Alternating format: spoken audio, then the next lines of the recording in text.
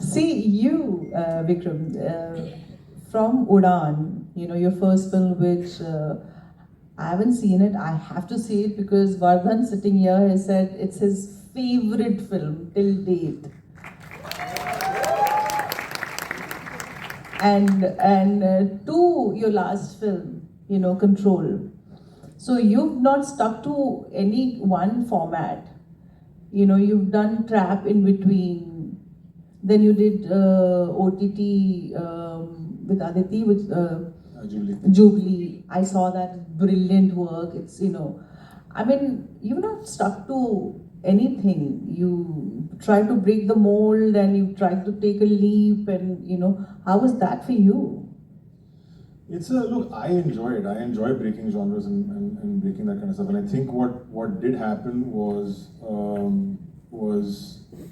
making my first 4 films were all for the cinema. And I think then when Netflix came in the first time around on Sacred Games, it was kind of too good to miss up. So I made Sacred Games, and then I did this film called AK vs. AK with Anurag and Anil Kapoor, which was so again unique.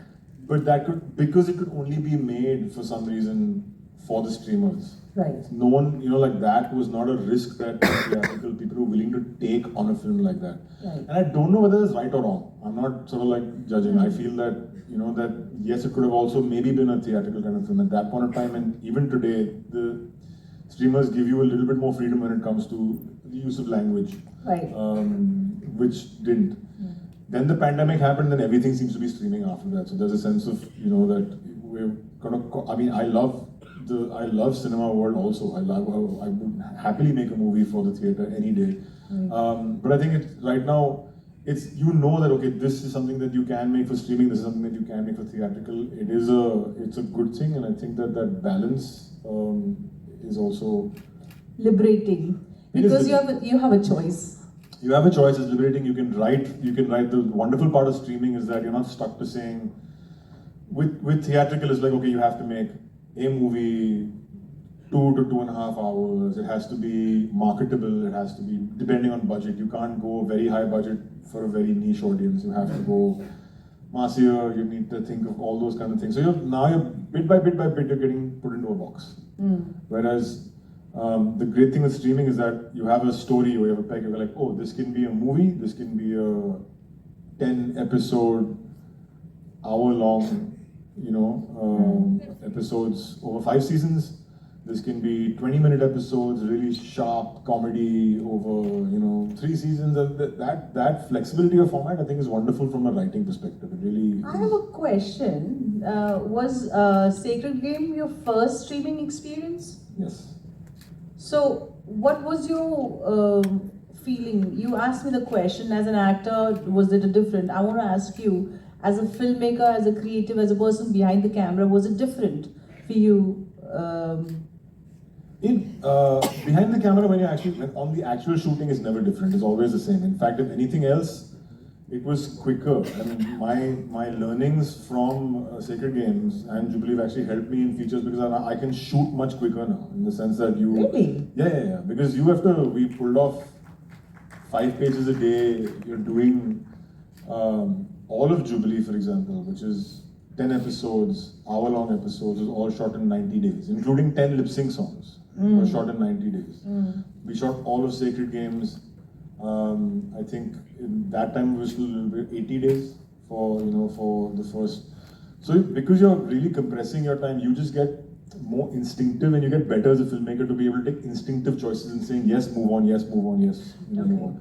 Okay. From a writing perspective, it's very interesting though, because we were doing this for the first time. It was quite funny because Netflix said, okay, here's the book, and we took the book and we broke down the book, and they kept saying that, oh, we'll send you some showrunners and writers to help you and you can do it. And I kept saying, yeah, I'll do it like next month. We'll do it next month or 2 months later. Mentally in my mind thinking that we have to know how to figure this out ourselves. There's no point taking help from somebody. Yeah. Let's figure this out. So we took 6 months longer than we should have, but we figured it out. We did it. We broke it down. That was a great experience because we're taking the book, understanding how this format works, what a cliffhanger is, why do you need a cliffhanger at the end if you want You want people to jump to the next episode. So a lot of watching, a lot of trial and error, but great fun. So that was, yes, that writing process I think is the most different process. When you're on the shoot and post-production, then it's the same. Yeah, I think the shooting is the same, but the writing must be, yeah. So I have been really curious to know, you've choreographed, dance sequence or something for Anurag because he can't shoot song sequence, I heard. Is it true? Yeah, well, choreographed, I directed the songs of Punch. And then, I was thinking if there is a link between Sanjay Bansali, because Sanjay helped choreographing in 1942 and next thing he did was Khamoshi. So I was like, ye kuch connection hai kya? I assisted Sanjay for 2 films. For 2 films you assisted. Yeah. So that was the influence? So that in a sense, so what happened was, it was actually quite fun. I assisted Sanjay on Hum Dil De Chuke Sanam. Okay. So it was 2.5 years and that time beautiful is not like... music. Beautiful music. Yeah. Lovely. I mean, as far as songs are concerned, he's just amazing. Phenomenal, yeah. And especially, I mean, in Hum Dil, the storytelling songs that are there's 3 or 4 of them, you know, so studying the way he does it, studying the way he sort of like does that. So I finished that film. Anurag and me are friends, and Anurag's we actually met on Water, on Deepa Mehta's films. I was her assistant as well at that time. I've read Water's script, yeah. So, and then he needed somebody, he was making Panch, which was his first film. And he's like, I need someone to do I need someone to shoot my songs. And I just put my hand up, I'll do it. You know, there's that whole confidence of youth, na, ki, I've assisted Bansali, mujhe pata hai. So I put my hand up, I'll do it. And then he said, of course you'll do it. So I said, okay, fine. And then, how was that? It was great, but that's how you learn. It's like, it's one of those, Panch was one of those experiences where everybody has no clue what they're doing. You know, you're jumping in, you're making a film, just really with just a lot of guts, very little money. Sometimes that works, doesn't it? To be very organic and confident and 100%. Not having a backup of a full form script or idea of beginning, middle, and end. You just jump in with. No, it's great. Yes, on the scale of film it depends, because if you're like that on a big massive production, I think your crew can tend to get a little bit. Okay, bhai, please bata do hum log kal kya shoot kar rahe hain, because otherwise you can't organize anything. But yes, on certain productions, on certain small things, to me it's very liberating. It's very liberating to like Trap. Jump in. Trap was like that. Trap was actually was a 5-page script, maybe. It was a 5-page, just like beat by beat by beat. Okay, we'll do this, followed by this, followed by this, followed by this, because there's no dialogue in the film after a certain point. And it was literally, and Rajkumar is wonderful. He's such a great actor. He's a brilliant actor. Yeah, so it would be him and me in the, and sitting in the location and saying, we go from here to there, to there, to there, do this and do that, and just performing it and doing these long 8-minute long takes. Wow. Just following him and then putting it together. So that's great. That's that's not something I can apply to bigger Jubilee or Sacred Games or any of these larger kind of productions. That would just collapse. So, should we open it up? Yeah. Actually, let's ask question and then we come back here again. Is there a mic or are you guys going to shout? Yeah, I think somebody. Okay, first guy in the front, closest person here. Black shirt. Shout. Hi Vikram, I'm Manisha. My name is Tejas. I'm brought up in Nepal from Chitwan. So I have a question for both of you. So first question I have to ask to you. So recently we saw films like Sambhala and this what was Sarangi one. So when will it, how long it will take Nepalese film to be accessible in India? Like, is Nepal lacking the distribution network, or India lacking the India lacking a Nepalese audience, Nepali speaking audience? Okay, so I don't know your perfect answer for that, but I do know there was one Nepali film. See, Shambhala is, I think, has been applauded worldwide. And I'm sure the filmmaker will try somehow. Anurag came to Kathmandu for it, and Nawazuddin, and I saw the pictures, and they all loved it. As far as Sarangi, which has broken all-time records in Nepal, I tried to go and see the film and I couldn't get the ticket. So I was very happy about that, though. Not sure the content of that. And it all depends on the content and the style and all that, the sensibility of the audience, the people who are consuming the film, people who are seeing it all depends on that. But there was a Nepali film which was released, which was dubbed in Hindi and other languages, and it was released here, and it was received very well here.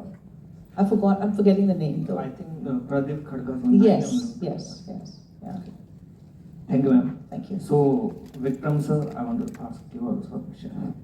So, it might be out of this context, but I'll ask. So, recently we saw the trend of this re-releasing films and all. So, is there any chance of revival of Bhavesh Doshi through re-releasing? Why don't all of you write an email to Eros and ask them to release it? Or PVR. They listen to public. Yeah, we want to experience it on big screen. उनको tag करो, बता दो. Thank you so much. Hello sir, Tanish this side. My question is regarding your film Udaan. So how did you come up with the character of Bhairav Singh, and what were you thinking while writing it? And also please tell how did you cast Ronit Roy as Bhairav Singh? Thank you. This is way out of context for this panel, but so I'll answer it really quickly. But if we can just keep the questions within this topicality. Short answer: I was actually casting somebody else. That person wanted to push the film by 1 month. I couldn't because it's a small film, and when you make small films, crew energy, cast energy, everybody's energy is the most important thing. If you've gained momentum, to stop momentum and to start momentum again is impossible. So my producer told me, let's carry on, and I literally walked up to Ronit and said, you have to play an evil father. And Anurag and me literally kind of like hit the script over his head to make him agree, but eventually he didn't. That's the short answer. Hello, Madam Manisha. Haji. I am Dr. Sandeep. I am a medical professional. I have seen your performance since last 30 years, from my adolescent till the now senior citizenship. Recently, I saw your Heeramandi, and I saw the transition from the Princess of Silver screen has not lost the charm in even a small screen or the streaming. Thank you. And the Heeramandi performance, that the central character you played, it took me the entire night to see all the episodes in one single night. You saw it one stretch? It was so consuming that the acting and all. But nonetheless, as Vikram sir and you also said that the sets were so beautiful. So I thought in the back of the mind, the music was also good. It could have been made into the films, a regular film into or maybe 2 or 3 sequels like that. That was the one. This is a compliment. And Vikram sir, I'm also a fan of yours. I have seen Sacred Game and all those your streaming platforms. But one question I would like to ask, now since you have done the performance in spite of your personal problems, you have overcome that and established that you are the princess of the silver screen has not lost the metal still, and she can be still a princess or queen of this streaming platform. But having said that, 30 years long, you have played various characters. So you have a question, sir? Sir, yes. Characters which you have still not displayed and wanting to, you can open up to this, because there are many young writers and story makers and producers here sitting in this audience. They might grab you. There wasn't a question. But So, hi. Just to keep the topic, the questions relevant to this topic, I have a question, sir. Yes. So, I'm a stay-at-home mother, I'm a housewife. As a cinema lover, do you think the generation is getting a bit more lonely by watching stuff on their small screens? Like, I look forward to when my husband comes home and says, come, let's get ready. There's an effort in taking the car, going and parking, get the ticket, having popcorn, watching that. So, as a very human perspective, do you think, how do we strike that balance? What advice would you give for the younger generation that because not all of us have home theaters at our home, or we could have big screens, but it's not the same as taking the effort to get ready and go out. So do you think, how do we balance that, and what is that as a cinema lover, your perspective? Thank you. You know, it's a very, very layered question, because the answer is not, it's not a simple answer. It's not as simple as you can do this, you can do that. The theatrical experience is always wonderful, but the theaters are not making it nicer for us to kind of come in and watch the movies. And I think there has to be a very concerted effort from the theaters to make movie watching a pleasant experience again. 30 minutes of ads is not pleasant, especially when you've paid the ticket price that you have. To have 30 minutes of ads, which is subsidized, that's their subsidies. That's not subsidies that apply to you. Why do I have to see 30 minutes of ads for you to make money for me to watch a movie? I don't understand that. And it's unpleasant after a point. The interval, you can have debates about the interval. I think if a filmmaker doesn't want an interval in his film, he shouldn't be forced to have an interval in his film. Again, it's unpleasant. Why are we doing it? So, yes, there has to be a certain, but yes, cinema is also magic. We know this. That's why we go to the theaters to watch movies. That's why movies will always work, because we want to go and sort of do it. As far as lonely is concerned, I mean, yes, there is, if we're going to wake up every morning and put on Instagram and check Reels is the first thing, then obviously then there is something, but that is, again, it's a much deeper problem in, I think, our consumption patterns and our relationship with capitalism over there. So I think that's a much deeper kind of thing. It's fab that we have every kind of thing available to us. I just think that we need to be able to know when to watch what. And yes, but I do believe that if the theatre going experience was more pleasant, we would go more often. And we, as in me, the general public, the kind of people who go and watch 3 to 4 movies a year, not like me who's watching 100 movies a year. I think there's a difference there. I don't know how to answer the question. I also want to add on to it. Like me and my mom, we watch Netflix or the streaming things together, and we decide what is mom likes or what I like, and we and it's our time together. So there is some sort of a bonding also, it's not singularly I'm watching, and it can be a family time, it can be, you can turn that around. Funnily enough, it's really funny. So me and my wife we actually have completely different viewing habits. Yeah. So father that's has part of the entire thing. It's it's totally different. Like we don't watch the same thing at all. The shows I watch, she doesn't. Once in a while, there'll be appointment viewing for and Game of Thrones and House of Dragon is actually that. When the new season comes, you can't watch it without me. I can't watch it without you. Yeah. But it's very rare. It's 1 or 2 things will be like that. Otherwise, it's completely. It's like that 1 or 2 thing also is nice now. So It is. yeah. I cherish my time watching streaming thing with my mom. So